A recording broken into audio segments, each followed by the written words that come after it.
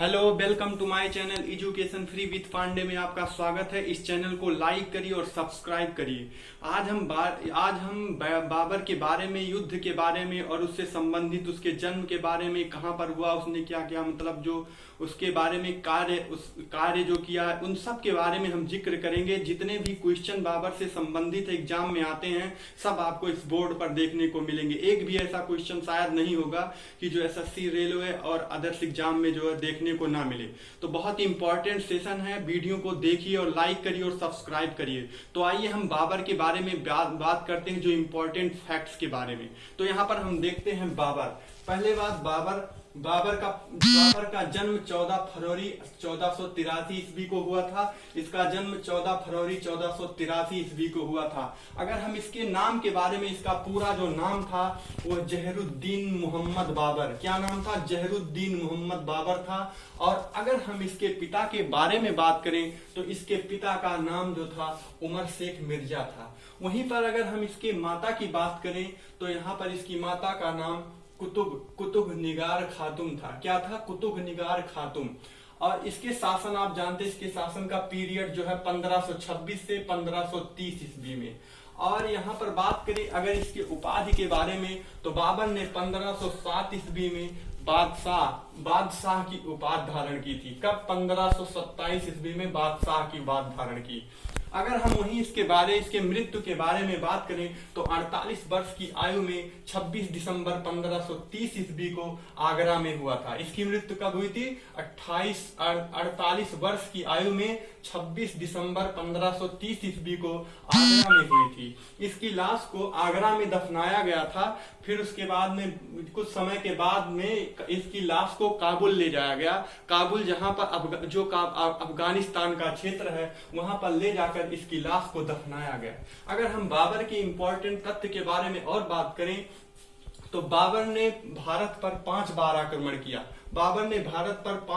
आक्रमण किया।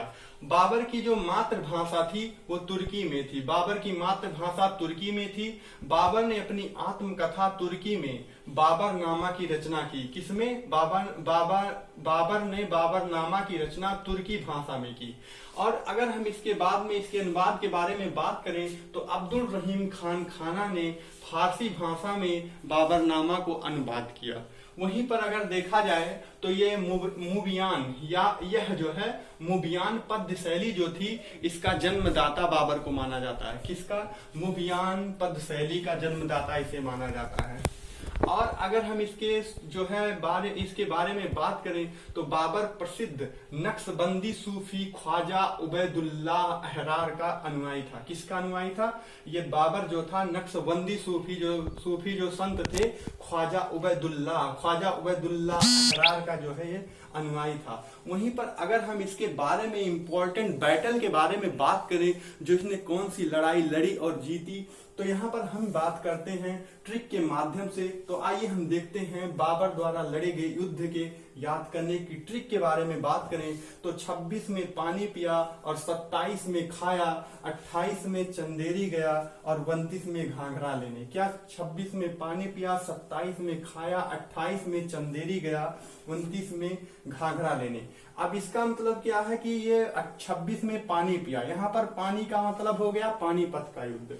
फिर 27 में खाना खाया, 27 में मतलब 1527 ईस्वी में खानवा का युद्ध।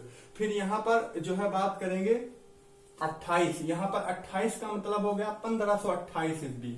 1528 ईस्वी में चंदेरी गया और 1529, यहाँ पर 29 का मतलब सब 1500 के रेंज, यहाँ पर 1500 ईस्वी मतलब 1529 ईस्वी में ये घाघरा लेने गया। अब यहाँ पर इसके बैटल को जो है देखते हैं। यहाँ पर इसके जो बैटल हुए थे वो जो है किनके बीच हुए और विजयी किस में रहा? इसमें पूरे युद्ध में बाबर विजयी रहा।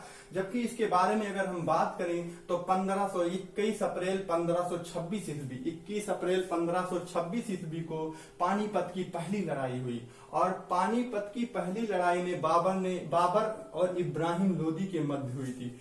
इब्राहिम लोदी और बाबर के मध्य हुई थी, जिसमें इब्राहिम लोदी को बाबर ने हराया था। और अगर हम वहीं पर बात करें तो पानीपत के प्रथम युद्ध में बाबर ने तुगलमा युद्ध, यौम तोपखाने का प्रयोग किया था। यहाँ पर तुगलमा युद्ध और जो है तोपखाने का अगर पूछा जाएगा एग्जाम में, बहुत इंपॉर्टेंट क्वेश्चन है कि बाबर ने किस युद्ध में तुगलमा युद्ध और तोपखाने का प्रयोग किया था, तो फर्स्ट वर्ल्ड वार होगा 1526, 21 अप्रैल 1526।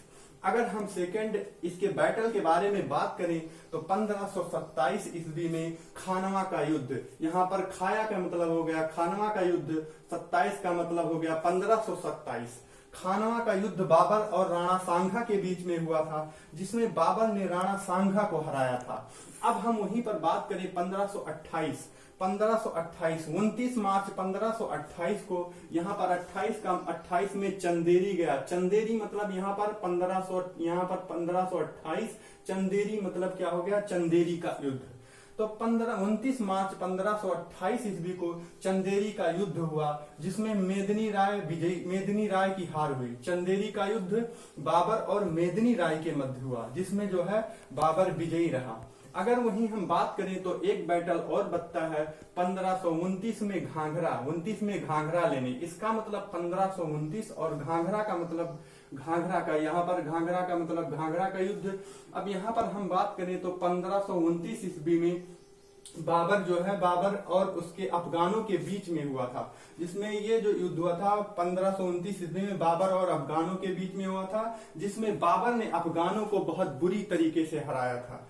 अगर हम यहाँ पर बात करें तो यहाँ पर इसके पुत्र के बारे में बात करें तो बाबर के 4 पुत्र थे, जिसमें बाबर का पहला पुत्र था वो हुमायूं था, और दूसरा कमरान था, और तीसरा जो है अस्करी था, और उसके बाद में जो चौथा था वो हिदाल था, जिसमें बाद में जो है इनके बाबर के बाद में हुमायूं शासक बना। और हुमायूं शासक बनने के बाद में उसके बाद में यहाँ पर हम बात करें अगर इसके धर्म के बारे में बात करें तो बाबर इस्लाम धर्म का अनुयायी था, ये तुर्क था। अगर हम और इसके बारे में बात करें तो यहाँ पर इंपॉर्टेंट सबसे ज्यादा यहाँ पर देखने को मिलेंगे, क्योंकि सबसे ज्यादा क्वेश्चन जो पूछे जाते हैं वो इंपॉर्टेंट बैटल के बारे में पूछे जाते हैं। जैसे 1526 ईस्वी में पानीपत का युद्ध, 1527 ईस्वी में खानवा का युद्ध, और 1528 ईस्वी में चंदेरी का युद्ध, और 1529 ईस्वी में घाघरा का युद्ध। तो इम्पोर्टेंट, ये बहुत इंपॉर्टेंट सेशन था मैंने जो बताया। ढेर सारे क्वेश्चन आपको इस ब्लैक बोर्ड से देखने को मिल जाएंगे यहाँ पर,